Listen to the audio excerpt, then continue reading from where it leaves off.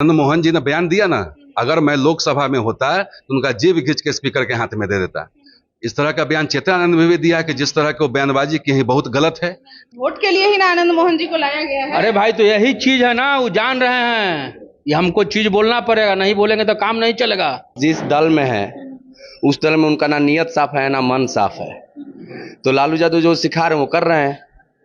इस तरह की गंदी राजनीति करना वो दोनों लोग बंद कर दें, और इस तरह के गंदी राजनीति करेंगे तो आने वाला विधानसभा चुनाव में उनको दिखाएगा ठाकुर की क्या औकात होती है। और उनके दल में जितने भी ठाकुर, मैं उनसे भी आग्रह करना चाहता हूं कि चेतन आनंद से लोग सीख ले ना, वहाँ बिल्कुल ना के बराबर है। जो है उनका कोई पूछने वाला है, कोई वजूद है वहाँ, उनका कोई वजूद है तो उलूल थुलूल बयान देते हैं। पूर्णतः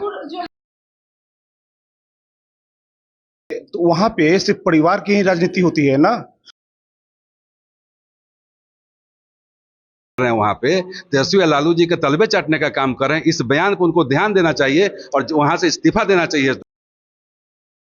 सारे लोग हैं, आनंद मोहन जी के बारे में नहीं, व्यक्तिगत मैं किसी के बारे में नहीं। मैं एक समाज, जिस समाज पे उन्होंने उंगली उठाया है, जिस समाज को उन्होंने मारने की बात कही है, उस समाज के लोग वहां पे है ना, उस समाज के लोग को भी वहां पे उसका विरोध करना चाहिए, उनको इस्तीफा देना चाहिए। वहां से मनोज झा जी को इस्तीफा दिलवाना चाहिए पार्टी से। आप शांति से वहां बैठे हुए हैं, जी हुजूरी कर रहे हैं लालू तेजस्वी जी का। राजनीति में इस तरह का मानसिकता नहीं होनी चाहिए। हमेशा कभी समाज पे बोलना, कभी हमारे धर्म ग्रंथ पे बोलना, कभी टीका पे बोलना।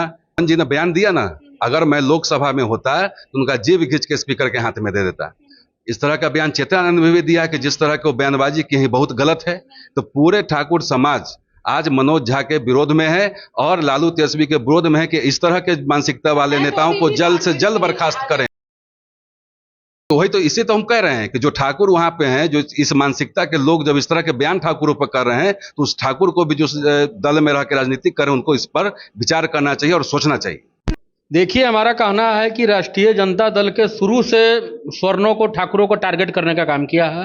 कभी हिंदू धर्म को टारगेट किया जाता है, चाहे उस पार्टी में जो भी हो, प्रदेश अध्यक्ष हो चाहे कोई भी हो, जिस प्रकार से टारगेट किया गया है, हम लोग ने उनका पुरजोर विरोध किया हो।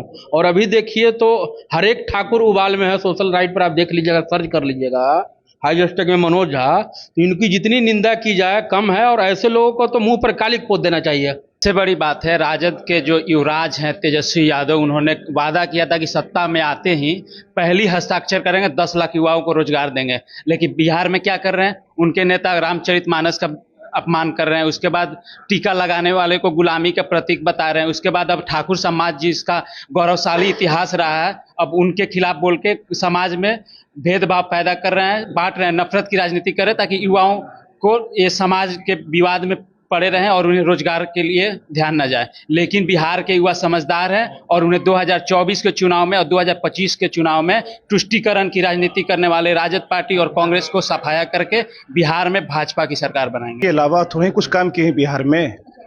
ये जो आज इनकी मनोज जी की बोलने की हिम्मत हुई है, इनको कहीं ना कहीं इशारा और ताकत आरजेडी से ही मिल रहा है।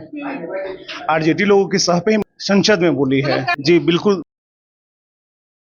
तो वहां पे सिर्फ परिवार की ही राजनीति होती है ना। वहां पे लालू यादव और तेजस्वी यादव के अलावा कितनी और की चलती भी है क्या? यही मामला है।